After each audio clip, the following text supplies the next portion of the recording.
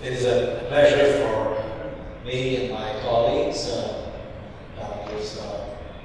Sarzinski, Makinen, and Morfar, there in the audience, to be here to present some of the findings of the science that we've been able to perform with the support of the Prince Faisal Prize. I will present an overview of the conditions under which we can make progress in the field of defining the genetic and genomic basis of human physical performance. And my colleagues will report more specifically on the research we have performed in the context of the Prince Faisal Prize. Here, what we're showing is that a low maximal oxygen uptake or a high maximal oxygen uptake cluster families. Here we have about 90 families in the heritage family study. And each family has parents, adults, and offspring also measured as adults. And you have bars, and within each bar you have dots. So one bar represents a family, and you have the dots that are plotted within each bar, and these are the parents and their offspring. And as you can see, the mean, that's the red line, the mean was about 2,500 milliliter of oxygen, but there was a standard deviation of 700 milliliter. Define the volume of exercise, the intensity of exercise, and then expose a group of people to such a stimulus. We see that some people respond well, others respond average, and others still don't respond. And that's the range that we see here.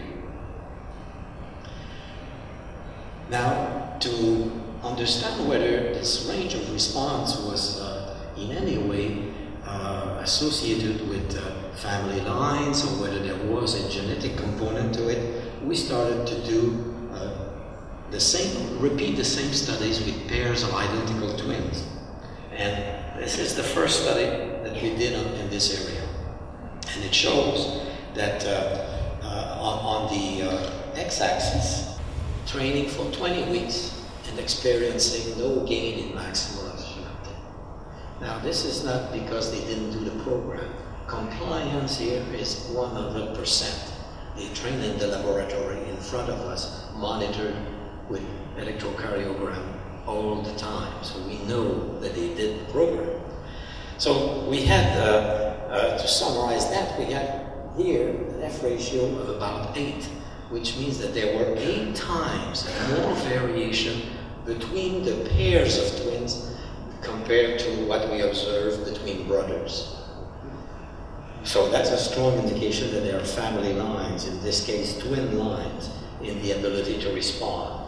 We repeated this study 4 times to make sure that we had a true phenomenon, because it meant that the next step would be to go after the genes, and that is a long and expensive process. What we have here are the people who registered a decrease.